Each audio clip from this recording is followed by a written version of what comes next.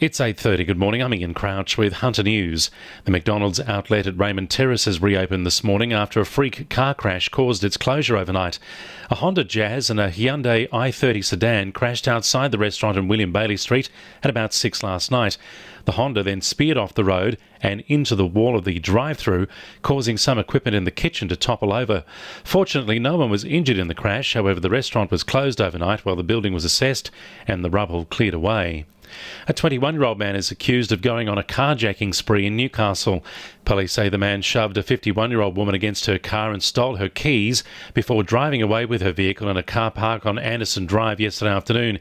He then crashed and allegedly tried to force another driver from their car, punching the victim through an open window.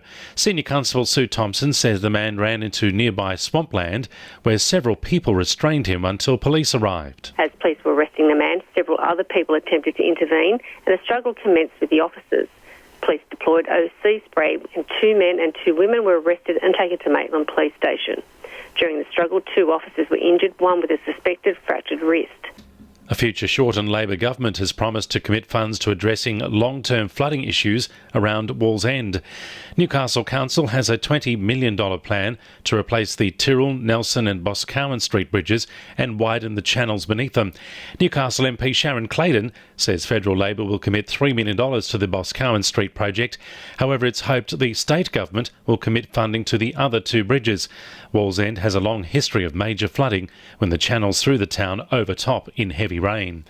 Opponents of seismic testing off the coast of Newcastle have gathered for a peaceful protest on Nobby's Beach. The company behind the high-pressure water blasting of the ocean floor for oil and gas is yet to confirm when the next seismic survey will take place.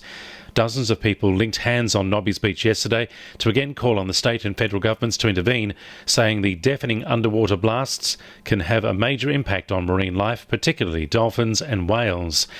The University of Newcastle will host the new Futures Hackathon for Disaster Resilience this weekend as part of an effort to generate ideas on dealing with disaster events. The event offers a $3,000 reward for the best solution to enabling preparedness, reducing disruption and improving information sharing in times of disaster.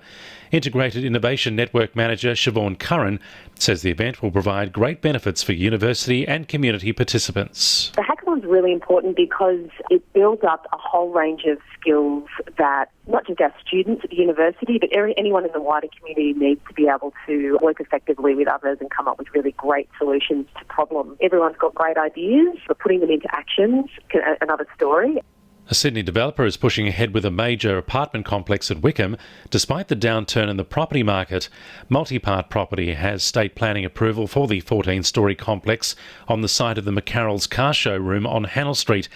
However, the Herald reports the developer will need to sell a proportion of the units before gaining finance approval to commence construction.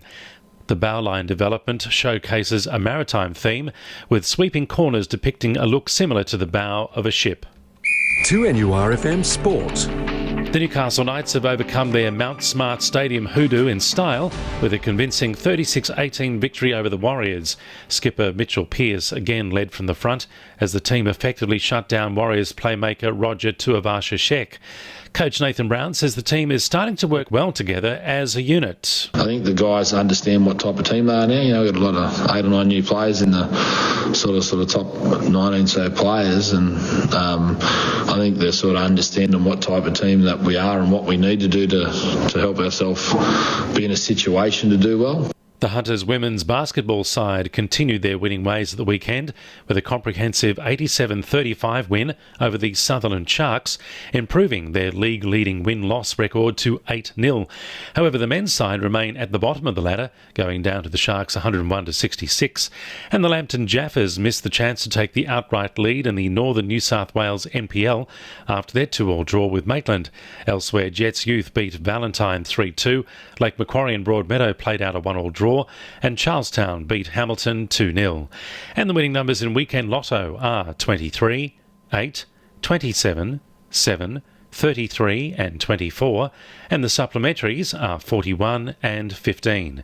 2NURFM News Time, 26 to 8.